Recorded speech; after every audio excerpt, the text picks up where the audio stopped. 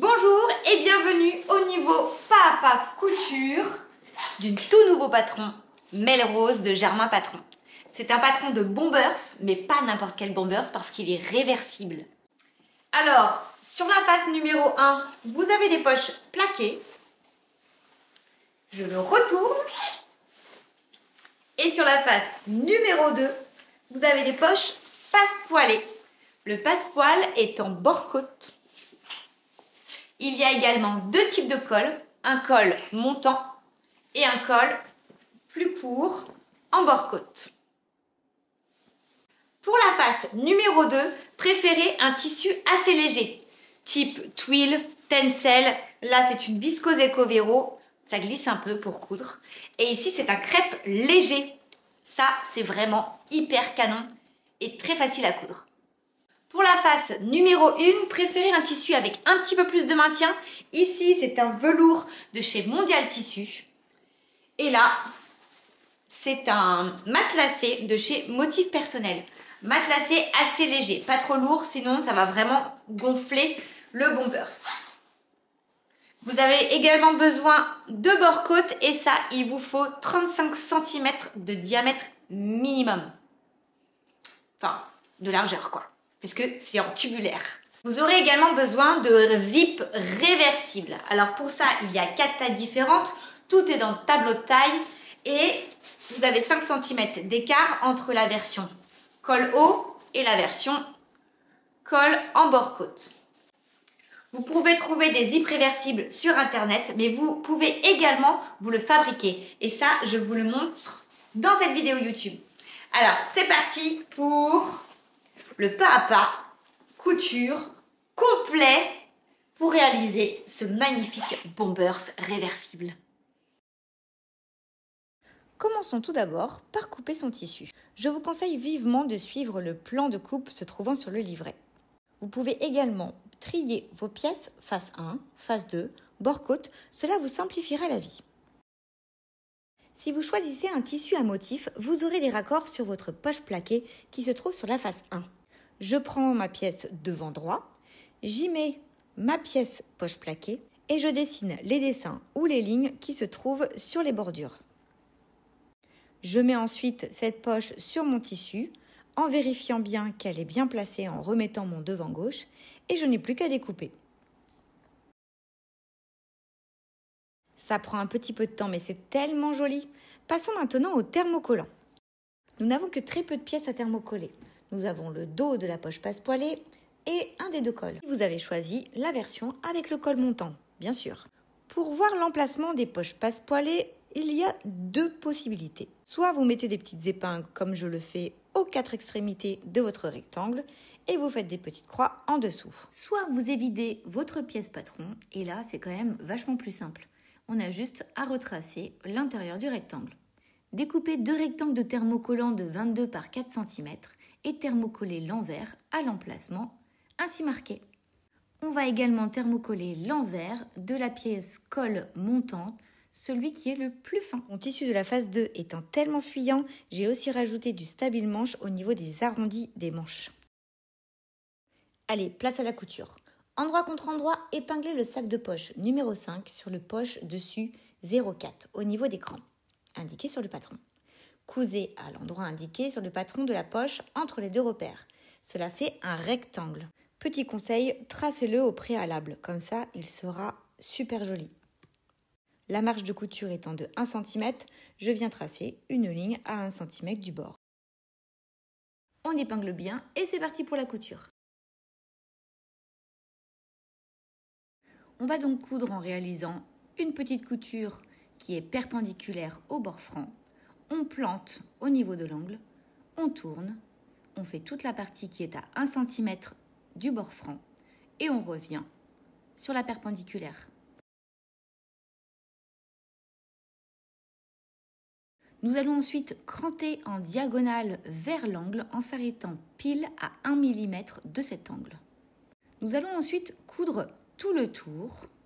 Il y a 2 mm d'écart entre la doublure et le tissu extérieur. C'est normal, c'est pour que la doublure ne se voit pas une fois que l'on retourne. Nous allons coudre tout le bord extérieur, la partie basse reste ouverte afin de pouvoir retourner cette pièce.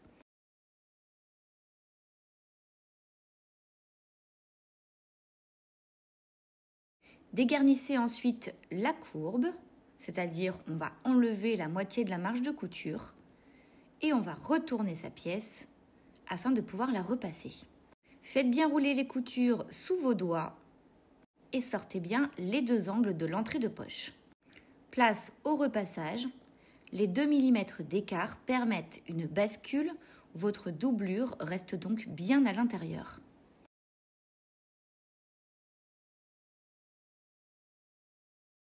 Je vais ensuite placer cette poche sur mon devant de la face 1. Alors là, ne vous inquiétez pas, j'en ai réalisé 2. Donc là, c'est la deuxième version qui sera avec le col haut. Nous allons donc tout surpiquer à 1 ou 2 mm du bord en allongeant légèrement son point. Surpiquez également le bas pour qu'elle reste bien en place. Si vous avez des raccords, faites bien attention à ce que cela se mette correctement. Épinglez en mettant beaucoup afin que cela ne bouge pas. C'est parti pour la surpiqûre. Prenez un repère sur votre pied de biche ou mettez le pied de biche spécial Mademoiselle Cyrielle, celui qu'elle utilise pour faire ses surpiqûres. Moi, c'est vrai que je préfère le pied de biche standard et je prends un repère dessus afin d'avoir quelque chose de complètement parallèle. On fait bien tout le tour, faites attention à votre arrondi. Et on réitère sur la deuxième poche.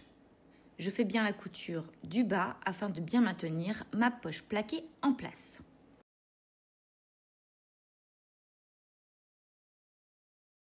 Les deux poches de la face 1 sont faites. Maintenant, nous allons passer aux poches de la face 2, c'est-à-dire des poches passepoilées. Sur le devant 12, vous allez marquer l'emplacement de la poche. Il y a un rectangle sur le patron. Alors vous avez vu précédemment, j'ai évidé mon patron, ce qui me permet vraiment facilement de pouvoir le reporter sur ma pièce. Je fais donc tout le tour de ce rectangle avec une craie et je vais ensuite tracer la ligne centrale. C'est celle sur laquelle je vais placer toutes mes poches pour faire mes poches passepoilées.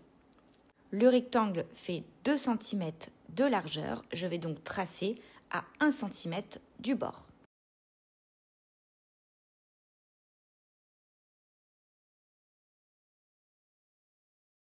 Prenons ensuite le passepoil qui est la pièce 15 que nous allons plier en deux envers contre envers. Pliez-le au fer à repasser sans mettre de vapeur pour ne pas que cette partie qui est en bord-côte ne se détende. Vous allez bâtir le passepoil sur la pièce doublure, le sac de poche numéro 15. Nous allons bâtir à une valeur de 0,7 cm, c'est-à-dire valeur d'un pied de biche. Une fois que cette poche A est assemblée, vous allez la placer sur la ligne centrale, proche du milieu devant.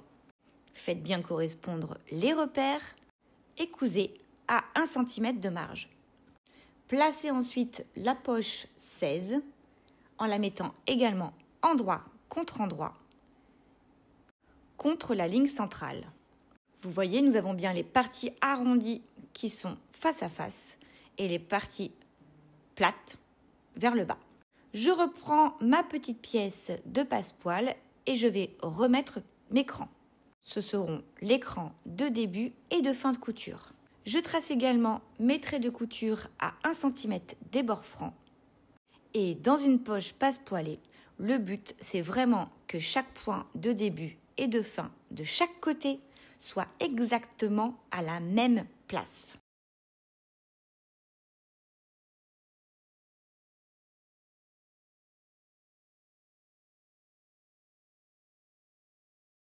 Pour coudre, j'utilise la méthode de Carmen.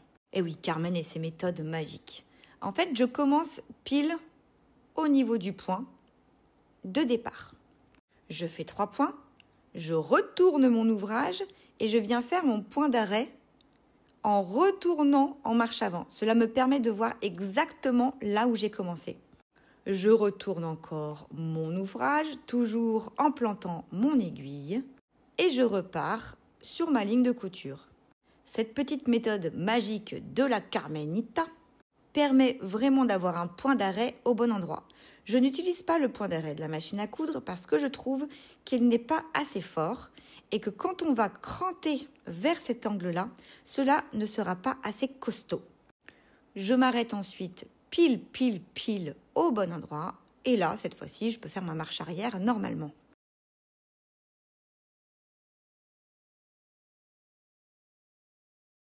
C'est reparti pour la deuxième ligne en faisant bien attention à ce que mes deux bords francs soient vraiment bien collés l'un à l'autre. Et je fais la même chose, la méthode de la Carmenita. Le but, quand on retourne, c'est de bien voir que ces deux lignes sont parallèles et sont bien espacées de 2 cm. Je vérifie donc qu'il y a bien 2 cm d'écart. Je trace bien mes deux largeurs pour voir si les deux points sont bien au même niveau. Et je retrace une ligne centrale sur l'envers. C'est beaucoup plus facile sur la partie thermocollante. Enfin, sur la partie thermocollée, puisque là, en fait, le thermocollant est contre le tissu. Ok, je vous ai perdu, j'arrête de parler. À 2 cm de chaque largeur, je viens tracer un petit point. Et je vais ensuite tracer les deux diagonales qui vont de ce point jusqu'à mes angles. Ces tracés sont très importants et me permettront, quand je vais prendre mon ciseau et couper à l'intérieur, d'être extrêmement précise. Allez, c'est parti, on n'a pas peur. Avec ma main gauche, je viens bien écarter les deux côtés et je vais prendre mon ciseau et couper. On n'a pas peur, ça va bien se passer. Il faut vraiment bien aller jusqu'à 1 mm de votre angle. C'est super important pour que la poche soit jolie sur l'endroit. Donc, je crante au milieu, je m'arrête à mon trait de 2 cm et je vais ensuite en diagonale jusqu'à mon angle. Voilà, là je montre qu'il faut vraiment être bien à 1 mm. Ensuite, place au repassage et je vais tout rentrer sur l'envers.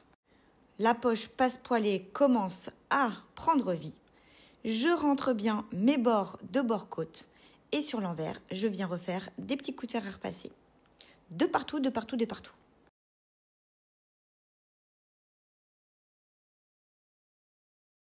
Vérifiez bien que votre bord-côte vient bien jusqu'en haut de votre rectangle. Placez-le sur l'endroit, puis soulevez votre devant. Prenez votre petit triangle là dans les mains et épinglez. Ça, c'est très important de bien vérifier que le bord-côte est bien contre la partie supérieure du rectangle. Épinglez bien à la base de ce triangle. Vous pouvez aussi marquer cette future couture et vérifier à chaque fois si ça fait beau sur l'endroit. Nous faisons pareil pour les 4 triangles et nous allons ensuite passer à la couture. Là, on voit bien que je reprends mon bord-côte, que je le remonte pour que ça soit joli et que ça vienne bien se placer en haut du rectangle.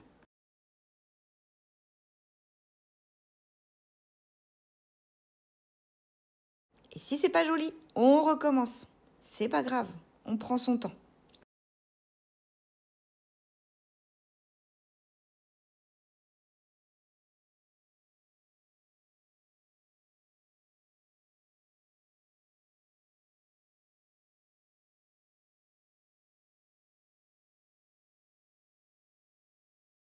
Voilà, j'ai refait. Et là, je suis contente. Pouce! Ensuite, à la machine à coudre, nous allons coudre sur ce petit trait que nous avons préalablement tracé. Cela prend pas mal d'épaisseur, c'est-à-dire qu'on a le triangle, on a le bord-côte et on a les poches en dessous. C'est pas grave, on y va. Et on coud que sur la partie tracée. Ensuite, on recommence sur chaque partie. On a 4 en tout, puisqu'on a 2 poches.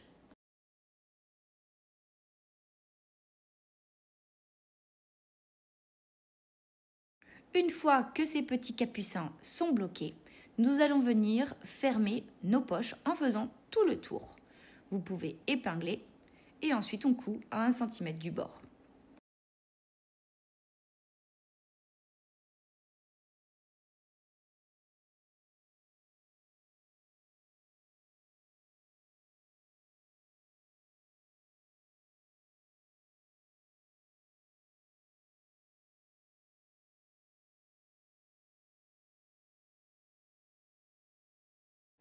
Une fois nos poches cousues, nous allons rabattre la pièce devant de la face 2 sur la poche. Et pour maintenir cette poche en place, nous allons faire une petite couture nervure sur le bas pour maintenir tout ça.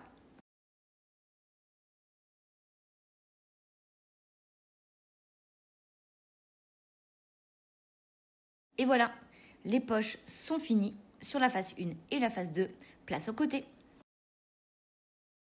Prenez donc votre dos, mettez vos deux devants, endroit contre endroit, épinglez bien et faites attention au niveau des entrées de poche à ce qu'elles ne vous bloquent pas dans votre couture d'assemblage. Normalement, il y a un décroché de 1 cm, c'est censé ne pas venir se mettre dans la couture.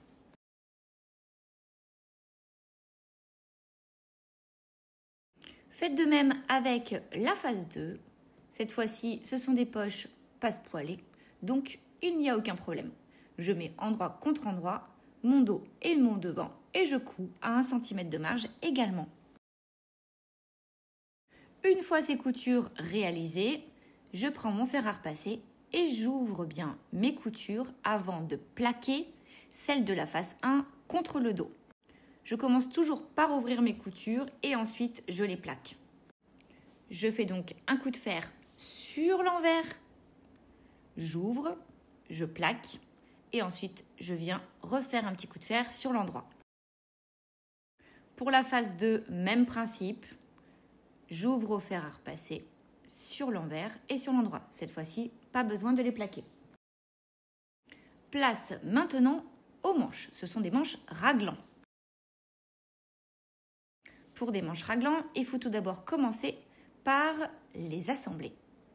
Je vais donc les plier endroit contre endroit et dans le tissu qui est le plus épais, je vais laisser mon trou d'au moins 15 cm.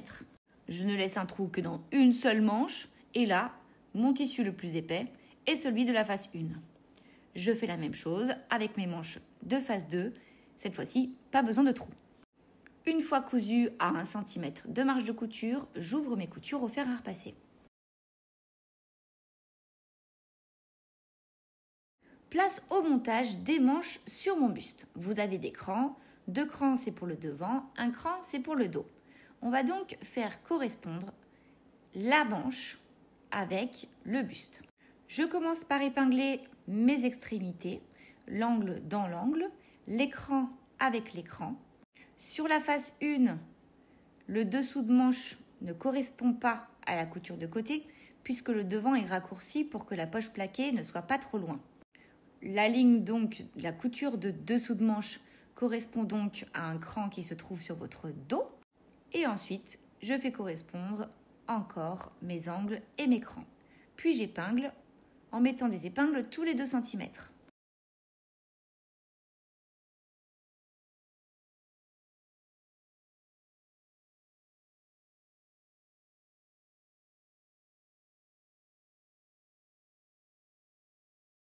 Une fois tout bien épinglé, je remets ma manche à l'intérieur pour voir si tout est bien placé. Et je vais tout assembler à 1 cm de marge de couture.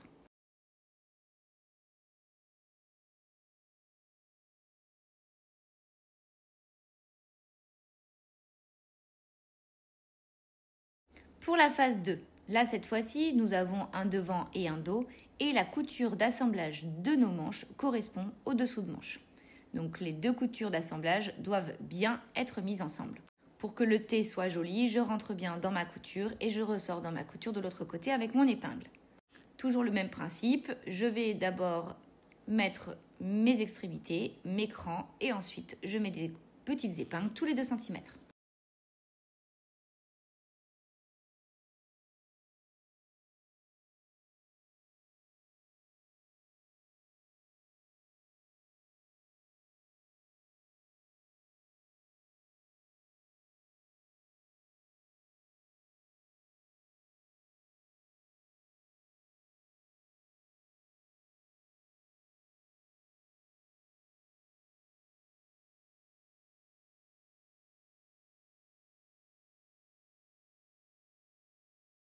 Place maintenant à la couture. Là, il n'y a pas de difficulté majeure.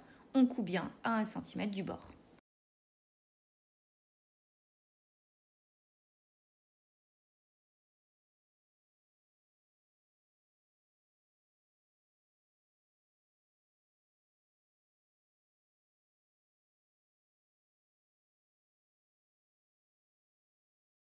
On refait la même chose pour les 4 manches.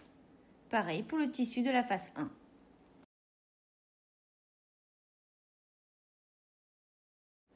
Une fois que les manches sont cousues, on va au fer à repasser et on va plaquer ces marches de couture vers les manches.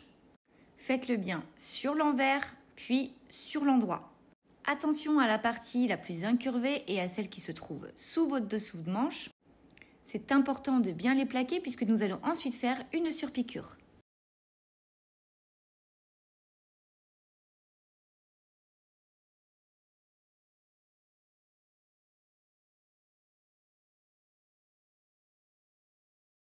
Cette surpiqûre, on va la faire sur l'endroit en augmentant légèrement la longueur de son point et on va la faire à 0,5 cm du bord.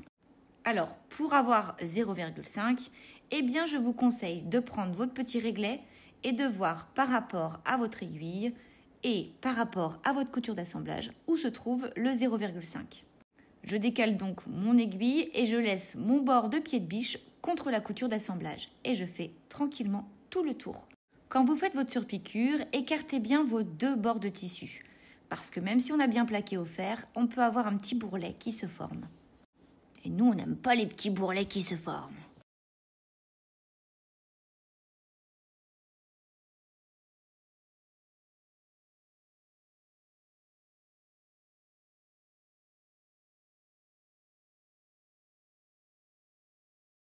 Passons maintenant à la ceinture. Endroit contre endroit, vous allez épingler un empiècement 0,6 du tissu 1 avec un empiècement 0,6 du tissu 2. Mais toujours, si vous avez des raccords, faites bien attention à voir dans quel sens elles vont se mettre. Cette petite pièce correspond à l'intersection entre le zip et la partie bord-côte. Je vais donc les assembler ensemble par la partie basse avec une valeur de 1 cm de marge. Une fois cousus, je vais les ouvrir au fer à repasser. Un petit coup sur l'envers, un petit coup sur l'endroit et je vais ensuite assembler avec ma pièce 0,7 qui est ma ceinture devant et qui est en bord-côte. Vous avez l'écran d'assemblage, je vais donc mettre endroit contre endroit ma pièce formée avec les 2 empiècements et ma pièce numéro 7. Une fois assemblée, j'ouvre au fer à repasser et je vais assembler avec la pièce dos qui était coupée au pli. Mettez-les donc endroit contre endroit. Faites attention à ce que vos empiècements tissu face 1 soient au même endroit. Et on les coud à 1 cm de marge de couture. Une fois cousu, on ouvre au fer et voilà, notre ceinture est prête.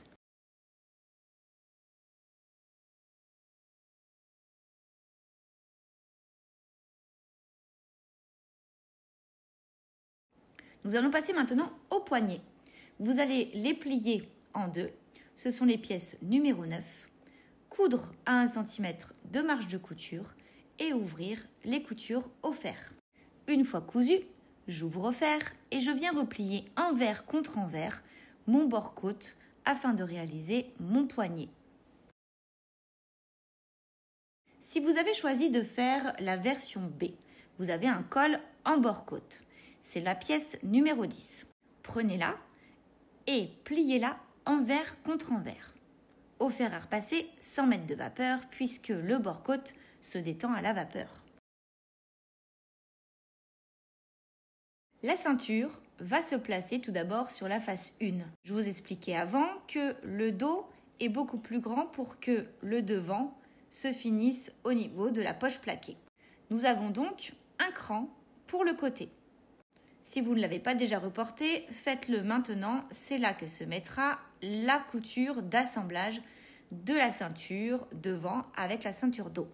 Je vais donc placer ma ceinture endroit contre endroit et ce petit cran va correspondre à l'assemblage du devant avec le dos au niveau de ma ceinture bord-côte. J'épingle donc la couture avec le cran que je viens de réaliser et je vais ensuite mettre les angles dans les angles et étirer ma bande de bord-côte afin qu'elle se mette bien en place. La partie empiècement va se mettre pile à la fin de votre poche plaquée Donc ça, c'est très important pour que ça soit joli de bien les faire correspondre. Et ensuite, je fais la méthode du crabe. J'étire, je pince, j'épingle. Pas besoin d'être à deux pour pouvoir faire ça. Vous allez voir, ça se fait facilement.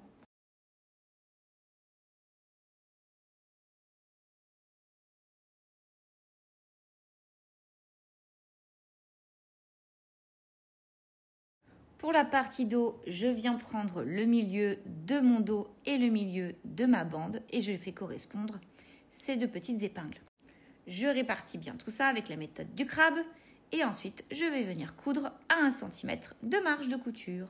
Pendant la couture, pensez bien à étirer entre chaque épingle afin que le bord-côte se mette bien en place.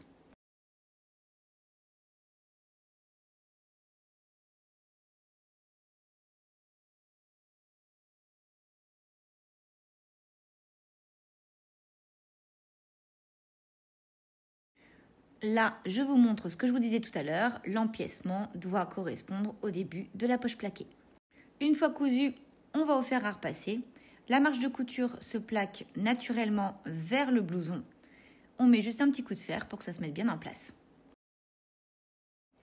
Nous allons ensuite passer au col. Vous avez 2 types de col, donc j'ai montré les 2 façons de faire. Si vous désirez faire le col de la version B, c'est-à-dire le col en bord-côte, mettez bien tout les crans, c'est-à-dire le cran du pli, le cran qui correspond à chaque couture d'assemblage. Il est déjà plié en 2, donc je l'ai fait sur les 2 morceaux de bord-côte. Je recherche mon milieu dos sur ma face 1 et je vais ensuite assembler mon bord-côte sur toute mon encolure. La pointe du bord-côte vient se mettre pile au niveau de l'angle de votre devant. J'épingle d'abord le milieu dos, puis la petite pointe se met dans l'angle, puis à cet endroit-là. Et je viens ensuite faire correspondre l'écran. Une fois que tout est bien épinglé, on va étirer légèrement son bord-côte afin qu'il vienne bien se mettre en place.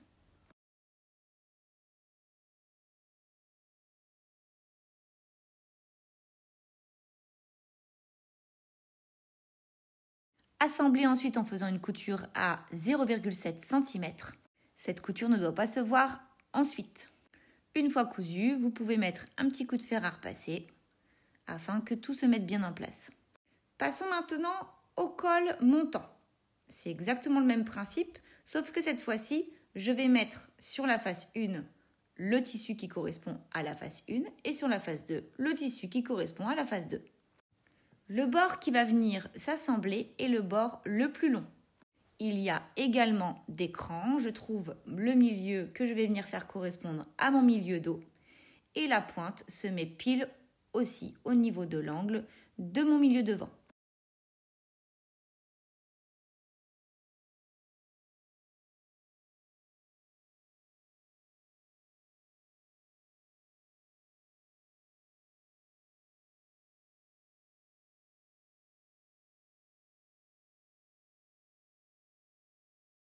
J'épingle bien tout le long et cette fois-ci, l'assemblage va se réaliser à 1 cm du bord. Quand vous allez coudre, faites bien attention à chasser votre tissu qui se trouve en dessous afin qu'il n'y ait pas de vilains plis qui viennent se mettre un petit peu à l'intérieur.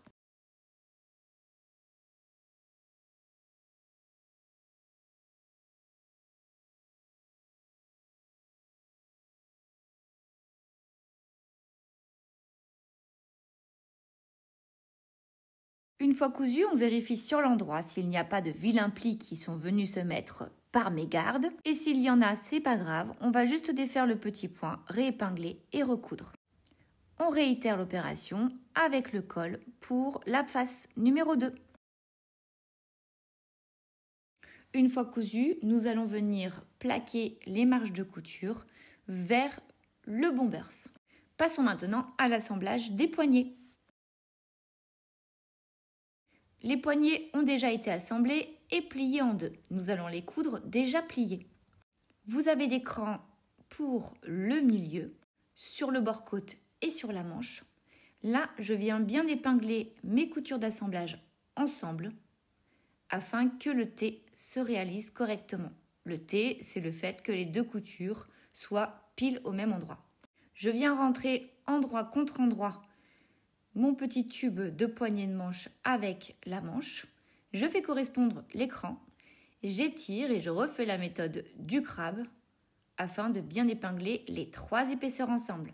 Quand vous allez coudre, faites bien attention à ce que ces 3 épaisseurs soient toujours visibles et que celle qui est non-voyante, celle qui est à l'intérieur, ne se fasse pas la malle.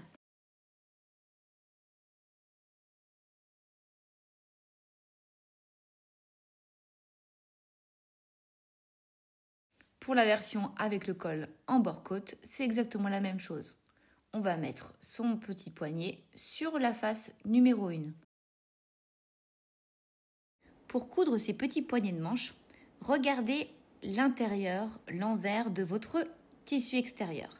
Cela sera plus facile et vous allez pouvoir étirer tranquillement entre chaque épingle. Bon, par contre, les épingles, elles piquent. Ça y est, on commence à en voir le bout. Maintenant, on passe aux fermetures éclairs. Alors, en fonction du type de col que vous avez choisi, vous avez des grandeurs de zip différents. Il vous faut un zip réversible. Donc, le curseur passe de devant à derrière. Vous en avez chez Intermercerie, qui sont comme celle-ci, mais également chez Mondial Tissu. Vous allez voir, j'ai fait un peu de bricolage. Pour la version col rond, lacé en taille standard, vous avez besoin d'un zip de 55 cm.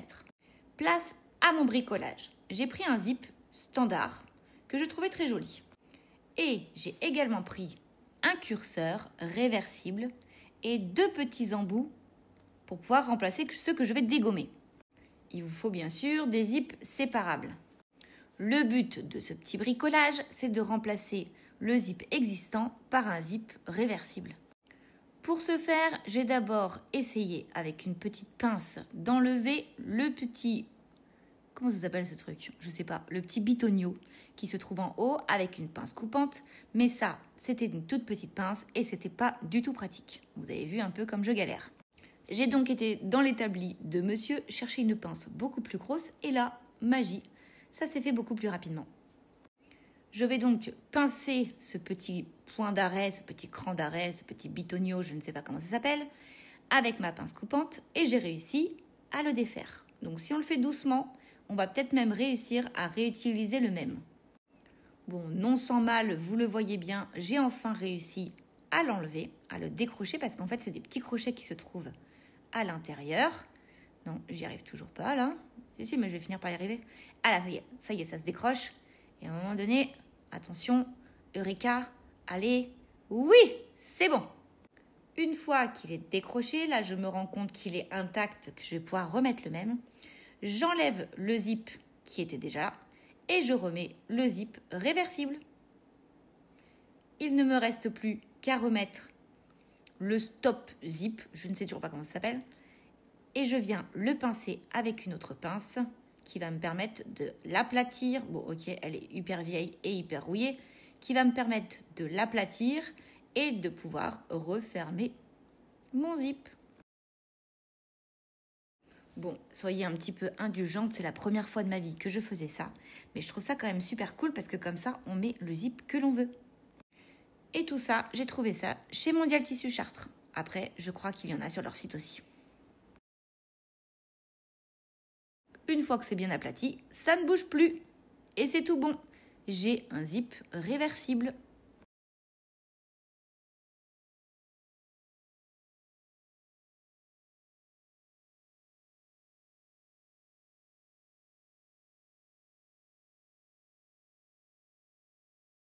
Nous allons ensuite placer nos zips sur nos devants. Pour les deux versions, ils commencent tous à 0,5 cm de l'assemblage entre vos deux empiècements bas. Je mets donc une petite épingle à cet endroit-là pour pouvoir les faire partir. J'ouvre mon zip et je viens positionner endroit contre endroit la partie basse de mon zip au niveau de l'épingle que j'ai placée au préalable. J'épingle ensuite tout le long et je vais coudre en mettant un pied de biche zip. vous voyez bien que les dents se trouvent vers l'extérieur de mon manteau. Pas de mon bombers, quoi. Pour le haut, cela se met naturellement, pile au niveau de votre angle du milieu devant haut. Pour la version B avec le col en bord-côte, vous pouvez d'ores et déjà épingler l'autre côté de votre zip, en sachant qu'il faut quand même faire attention à ce que tout vienne bien se mettre. Le haut est légèrement replié, mais je le remontre après. Pour la version avec le col montant, vous avez un cran de fin de zip qui se trouve à 1,5 cm du haut de votre col. C'est pareil, vous placez une épingle à cet endroit pour pouvoir finir le haut de votre zip. J'épingle tout d'abord une partie en remettant bien mon épingle à 0,5 cm du bas.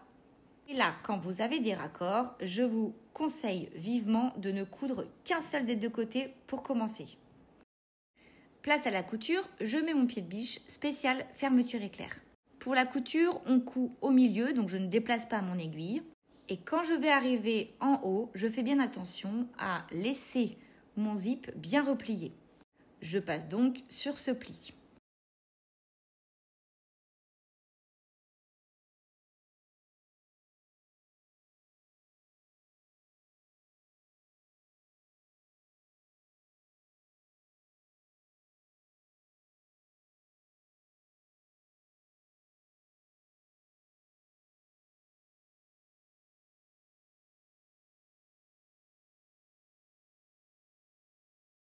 Voilà, là j'y arrive, bien sûr l'épingle c'est défaite et donc je passe bien par-dessus pour maintenir le pliage du haut de mon zip.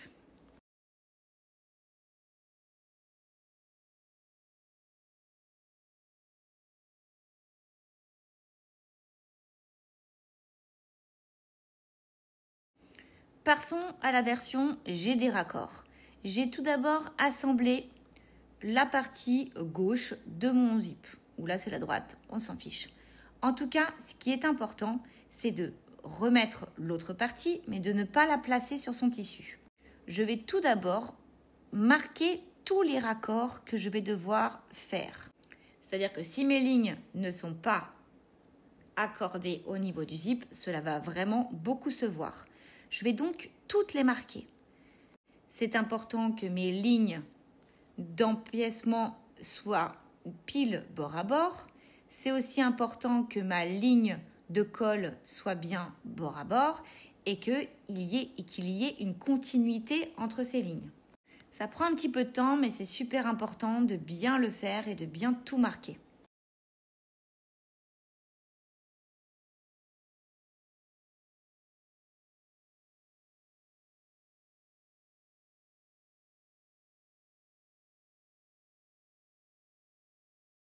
Une fois que tous mes petits traits ont été faits sur le zip, je viens le placer endroit contre endroit et je viens bien faire correspondre tous les traits avec toutes les lignes de mon tissu.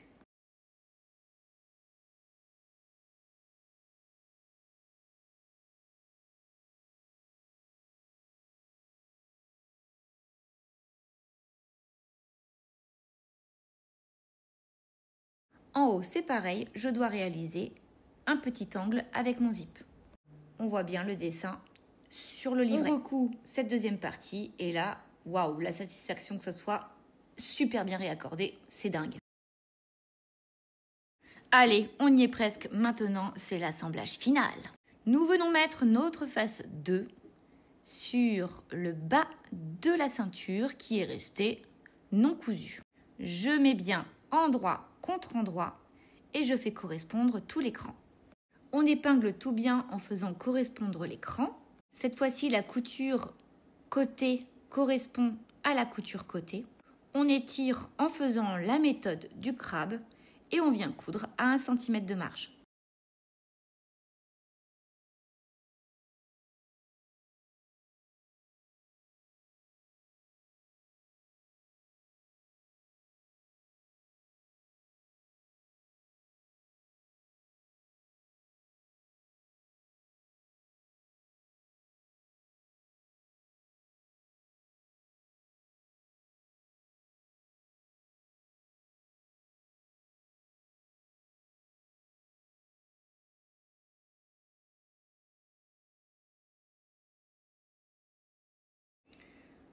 Une fois cousu, on vient mettre endroit contre endroit les milieux devant. Il faudra remettre le pied de biche spécial zip pour pouvoir faire cette couture. Et on pourra coudre d'un seul tenant les deux cols et les deux milieux devant ensemble. Faites bien attention à la partie basse au niveau de l'empiècement, à ce que la pliure se fasse sur votre couture d'assemblage. Pour la version B avec le col en bord-côte, il va falloir rentrer le col à l'intérieur pour pouvoir assembler votre encolure ensemble. Enfin, vos encolures ensemble. Ça y est, je commence à fatiguer, je raconte des bêtises. Je fais bien correspondre mes coutures d'assemblage. Pour ce faire, je rentre dans ma couture et je ressors de l'autre côté. Au niveau de l'angle, je laisse dépasser mon petit pliage de zip et je fais bien correspondre les angles ensemble.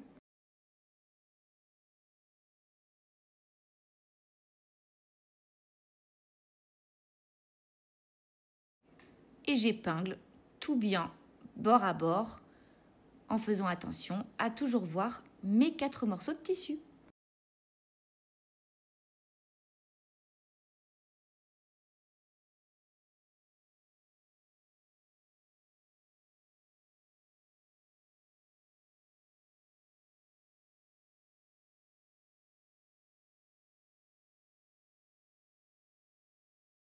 Pour la couture, je mets donc mon pied de biche zip afin de pouvoir faire le tour.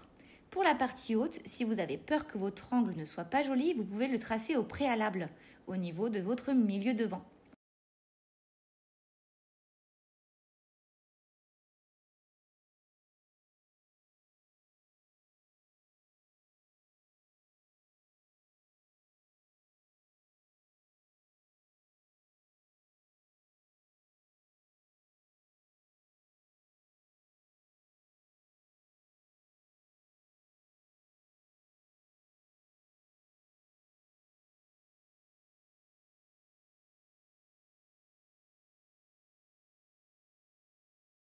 Pour l'angle, on fait bien attention à s'arrêter pile à la fin de son zip. On plante son aiguille et on tourne. C'est là que je vous disais que c'est potentiellement bien de le marquer avant. Pour la version A, avec le col montant et la bim à l'intérieur de la caméra, c'est pareil. On vient terminer à 1 cm à la fin de son zip et on tourne. Pour se faciliter la vie, c'est bien de le marquer avant. Quand je couds, je regarde du côté face 1. Comme ça, au niveau du zip, cela me permet de passer exactement sur la même couture.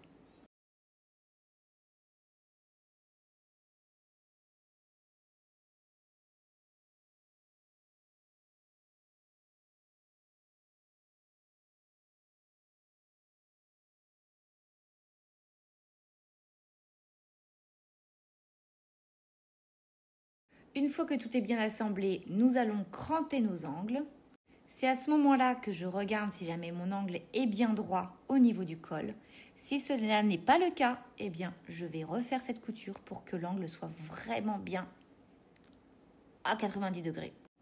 Je crante les angles du col, je crante également le bas et je vais pouvoir assembler mes manches. Vous pouvez également enlever l'excédent des marges de couture en les crantant en diagonale.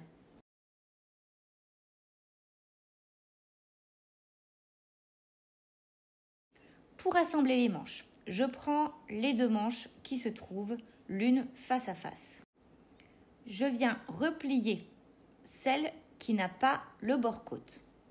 Je vais venir faire correspondre mes coutures d'assemblage et mes crans de moitié de manche. Je rentre dans ma couture, je ressors dans la couture de l'autre côté.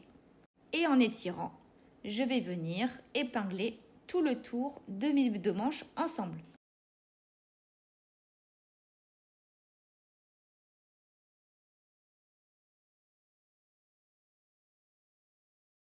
On coud ensuite tout autour en regardant la première couture d'assemblage, celle de la face 1. Comme ça, cela effacera la couture, on ne la verra pas de l'autre côté.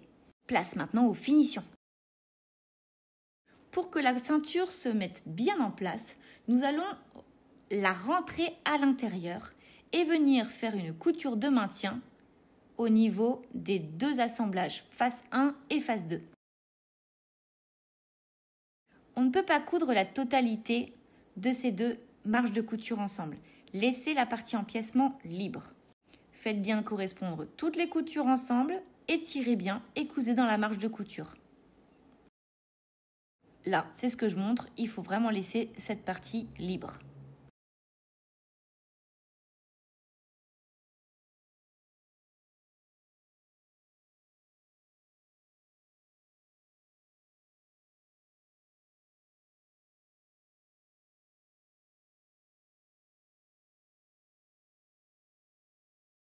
Voilà, une fois assemblé, voilà ce que cela donne.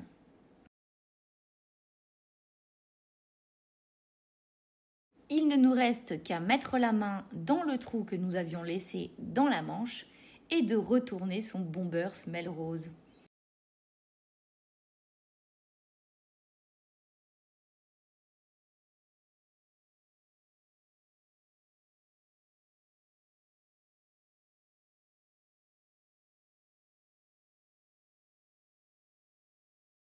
Là, franchement, c'est ma partie préférée, l'accouchement du Bombers. Bon, ne tirez pas trop fort, histoire de ne pas casser les coutures.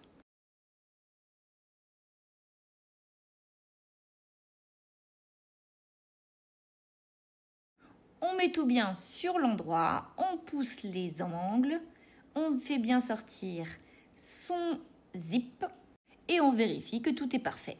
Et tout est parfait, mais bien sûr.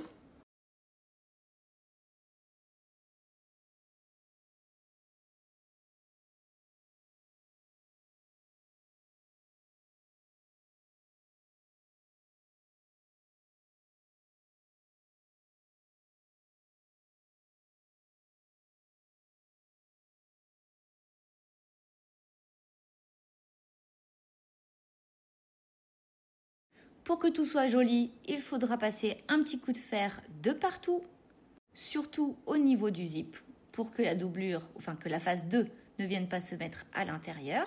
On roule bien toutes les coutures sur ses doigts, surtout au niveau du col, et un petit coup de fer pour tout bien plaquer. Je vous déconseille de faire une surpiqûre parce que cela peut être joli d'un côté et pas très beau de l'autre.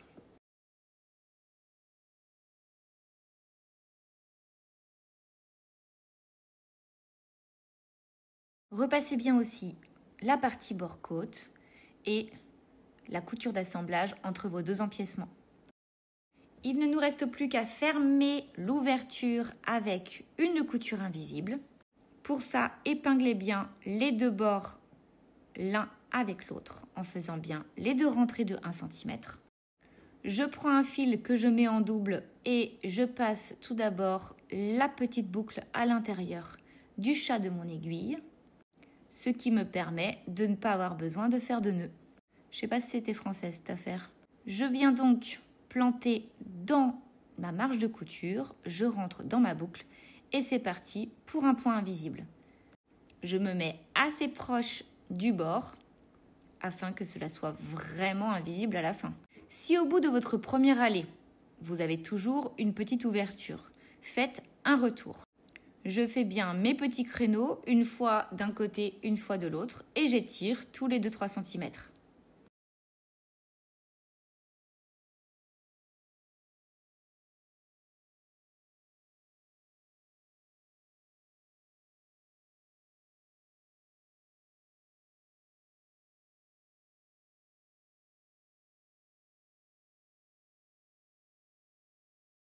Et voilà, on voit bien que la couture est invisible et qu'il n'y a plus aucune trace de ce petit trou. Votre Bombers Melrose est terminé.